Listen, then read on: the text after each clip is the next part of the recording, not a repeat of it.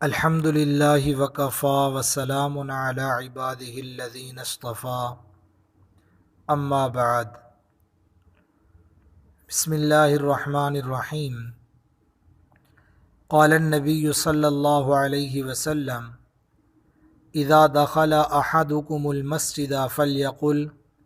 اللہم افتح لی ابواب رحمتک واذا خرج فلیقل اللہم انی اسألک من فضلک۔ نبی کریم صلی اللہ علیہ وسلم نے ارشاد فرمایا، جب تم میں سے کوئی مسجد میں داخل ہونے لگے تو اس کو چاہیے کہ اللہ تعالیٰ سے یہ دعا کرے، اللہم افتح لی ابواب رحمتک، کہ اے اللہ میرے لیے اپنی رحمت کے دروازے کھول دیجئے۔ اور جب مسجد سے باہر جانے لگے تو یہ دعا پڑھے، اللہم انی اسألک من فضلک، کہ اے اللہ میں تجھ سے تیرے فضل کا سوال کرتا ہوں۔ شریعت میں مسجد میں داخل ہونے کا مستقل ایک طریقہ ہے اور مسجد سے باہر نکلنے کا بھی ایک طریقہ ہے۔ مسجد میں داخل ہوں، کون سا پاؤں پہلے اندر رکھا جائے، کیا پڑھا جائے، مسجد سے باہر نکلیں کون سا پاؤں باہر نکالا جائے، کیا دعا پڑھی جائے۔ میں اس سے پہلے اس حدیث پر جو آپ صلی اللہ علیہ وسلم نے جو دو دعائیں ارشاد فرمائی، پہلی دعا اللہم افتح لی ابواب رحمتک اور دوسری دعا اللہم انی اسألک من فضلک، اس پر پہلے کچھ مختصر باتیں عرض کرنا چاہتا ہوں، پھر آخر میں مسجد میں داخل ہونے کا طریقہ، باہر نکلنے کا طریقہ عرض کرنا ہے۔ آپ صلی اللہ علیہ وسلم نے ارشاد فرمایا، جب مسجد میں داخل ہو تو کیا پڑھیں، اللہم افتح لی ابواب رحمتک، کہ اے اللہ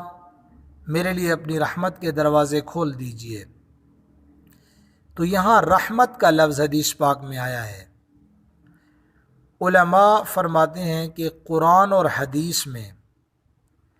جو رحمت کا لفظ ہے یہ زیادہ تر آخرت کی نعمتوں کے لیے استعمال ہوا ہے اور دینی اور روحانی نعمتوں کے لیے بھی یہ لفظ استعمال ہوا ہے۔ اور جو دوسری دعا ہے مسجد سے باہر نکلنے کی، اس میں ایک لفظ ہے اللہم انی اسألک من فضلک، فضل کا لفظ ہے کہ اللہ میں تجھ سے فضل کا سوال کرتا ہوں۔ اب فضل کا جو لفظ ہے، فرمایا کہ یہ رزق کے لیے، دنیاوی نعمتوں میں زیادتی کے لیے یہ لفظ استعمال کیا گیا ہے۔ اس لیے نبی کریم صلی اللہ علیہ وسلم نے مسجد کے داخلے کے لیے جو آپ نے دعا فرمائی، اس میں رحمت کا دروازہ کھولنے کی دعا تعلیم فرمائی، کیونکہ مسجد دینی اور روحانی اور اخروی نعمتوں کے حاصل کرنے کی جگہ ہے، اور مسجد سے نکلتے وقت اللہ تعالیٰ سے اس کا فضل یعنی دنیاوی نعمتوں کی فراوانی مانگنے کی دعا تلقین فرمائی،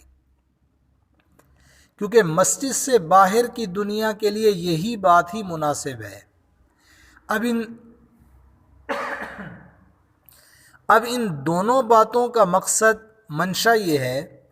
کہ مسجد میں آنے اور جانے کے وقت بندہ اللہ سے غافل نہ ہو، ان دونوں حالتوں میں اللہ تعالیٰ کی طرف اس کی توجہ رہے،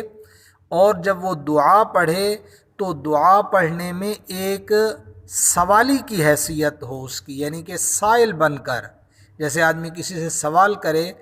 تو وہ ظاہر ہے اس میں انسان میں عاجزی کا پہلو ہوتا ہے، تو فرمایا اس کی توجہ ایسی ہو کہ وہ اپنے آپ کو سائل ہونے کی حیثیت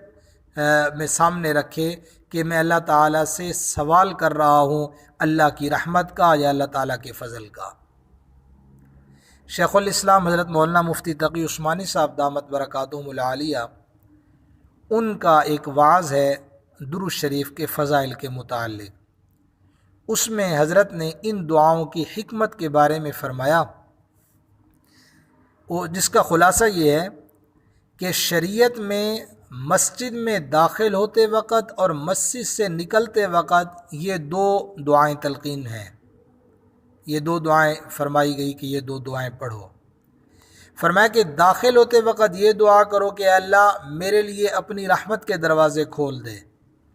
اور مسجد سے نکلتے وقت یہ دعا کرو کہ اے اللہ میں آپ سے آپ کا فضل مانگتا ہوں۔ گویا کہ مسجد میں داخل ہوتے وقت رحمت کی دعا مانگی اور مسجد سے نکلتے وقت فضل کی دعا مانگی۔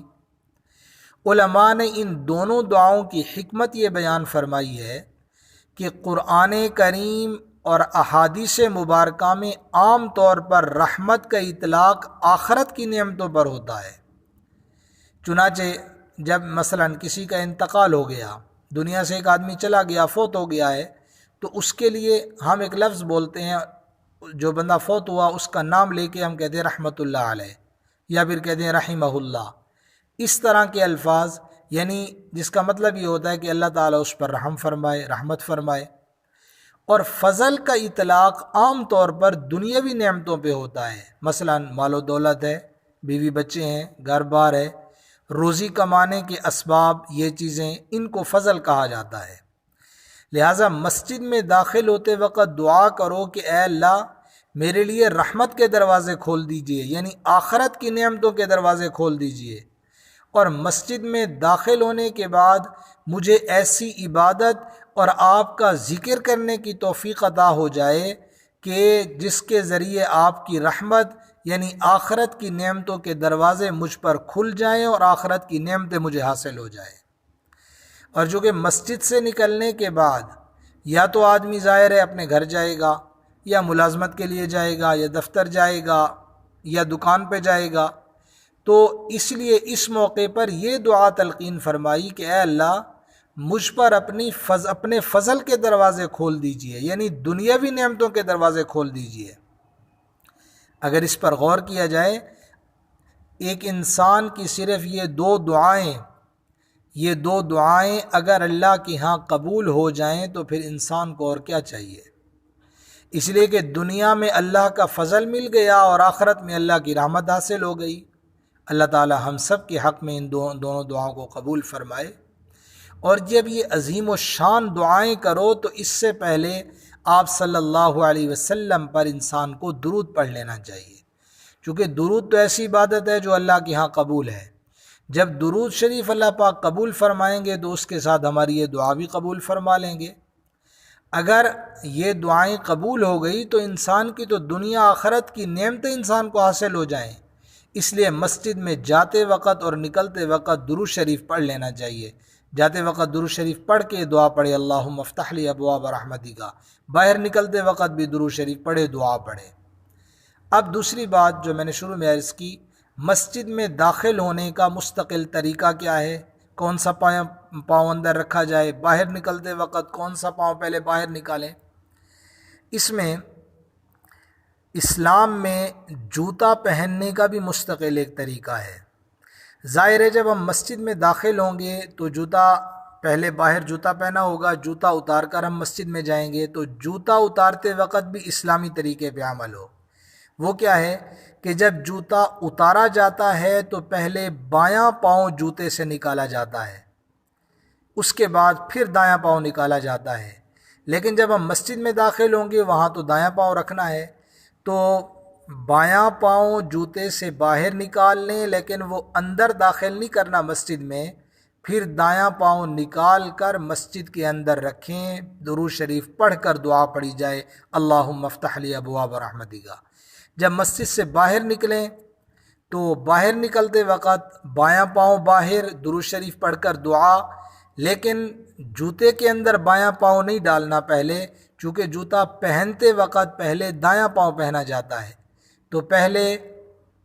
بایاں پاؤں نکال کر درود شریف پڑھ کے دعا پڑھی جائے، لیکن جوتا پہنتے وقت پھر دایاں پاؤں جوتے میں ڈالا جائے۔ اب اس طریقے سے یہ فائدہ ہوگا کہ مسجد میں داخل ہونے کا جو اسلامی طریقہ تھا، جو دعا تھی ہم نے وہ پڑھ لی، جوتا اتارنے کا جو طریقہ تھا اسلامی اس پہ عمل ہو گیا، مسجد سے باہر نکلتے وقت جو دعا تھی ہم نے وہ پڑھ لی، اور مسجد جو جوتا پہننے کا طریقہ تھا ہم نے اس پہ بھی عمل کر لیا۔ تو اس مختصر سے وقت میں انسان کے لیے کتنا اجر و ثواب ہوگا۔ تھوڑا سا انسان اگر غور کر لے تو یعنی انسان کی لمحہ بلمحہ انسان عبادت کے اندر گزار سکتا ہے، بلکہ جو نبی کریم صلی اللہ علیہ وسلم نے مختلف مواقع پر جو آپ نے دعائیں ارشاد فرمائی، دعا پڑھنے سے انسان کی، مسلمان کی توجہ اللہ کی طرف ہوتی ہے، تو ظاہر ہے اس کی پھر 24 گھنٹے کی زندگی جب دعاؤں کا اہتمام کرے گا تو 24 گھنٹے کی زندگی اجر و ثواب والی بن سکتی ہے۔ اب آخر میں ایک اور بات عرض کریں کہ مفتی اعظم پاکستان حضرت مولانا مفتی شفیع رحمۃ اللہ علیہ، انہوں نے مسجد کو آباد کرنے کے لیے کچھ کام انہوں نے ارشاد فرمایا کہ اگر یہ کام کیے جائیں تو اس سے مساجد آباد ہوتی ہیں۔ حضرت نے فرمایا کہ مساجد کے امام ایسے علماء منتخب کیے جائیں جنہوں نے اسلامی علوم کو ماہر اساتذہ سے حاصل کیا ہو، اور ایسی دینی درسگاہوں سے انہوں نے تعلیم حاصل کی ہو جن کے معیار تعلیم پر پورا اعتماد کیا جاتا ہو، اور صرف معیار تعلیم نہیں، معیار تعلیم اور تربیت بھی ساتھ ہے کہ ان کی تربیت پر بھی اعتماد ہو۔ دوسرے نمبر پر فرمایا مسجد میں امام اور محلے کی عوام پر مشتمل ایک کمیٹی بنائی جائے جس کے نظام کے مطابق یہ لوگ ہر روز یا ہفتے میں ایک مرتبہ محلے کی عوام سے شخصی ملاقاتیں کریں، ان سے جا کر ملیں اور انہیں مسجد کی حاضری کی ترغیب دیں تاکہ وہ مسجد میں آئیں اور نمازی بنیں۔ اور ایک اور بھی فرمایا کہ ہر مسجد میں روزانہ مختصر عام فہم انداز میں قرآن مجید کا درس ہونا چاہیے، درس قرآن کی محفل ہو جس میں عام مسلمان شریک ہوں اور انہیں پتہ چلے کہ ہمیں اللہ کا کلام کیا کہتا ہے۔ اس سے کیا فائدہ ہوگا؟ عوام کے عقائد بنیں گے اور ان کی اصلاح ہوگی، اعمال کا پتہ چلے گا، احکامات کا پتہ چلے گا، تو ظاہر مسجدیں آباد ہوں گی۔ اور ایک اور بھی فرمایا ہر مسجد میں ایک مختصر سا دار المطالعہ ہونا چاہیے جس میں مقامی زبان میں لکھی ہوئی کتابیں، دینی کتابوں کا ایک مستند ذخیرہ موجود ہو اور عام مسلمان اس سے آ کر فائدہ اٹھائیں۔ تو بہرحال یہ چند اعمال، چند کام انہوں نے فرمائے کہ اس طرح مساجد آباد ہوتی ہیں، اور اگر اس پر عمل کیا جائے تو واقعی مساجد آباد ہوں گی۔ تو بہرحال اس حدیث پاک میں جو شروع میں نے پڑھی، نبی کریم صلی اللہ علیہ وسلم نے مسجد میں داخل ہونے کی دعا ارشاد فرمائی، اور مسجد سے نکلتے وقت جو دعا پڑھی جاتی ہے آپ صلی اللہ علیہ وسلم نے وہ دعا ارشاد فرمائی۔ اللہ تعالیٰ سے دعا ہے کہ اللہ تعالیٰ جو کچھ کہا سنا ان باتوں پہ صحیح معنی میں عمل کی توفیق عطا فرمائیں۔ وآخر دعوانا ان الحمد للہ رب العالمین۔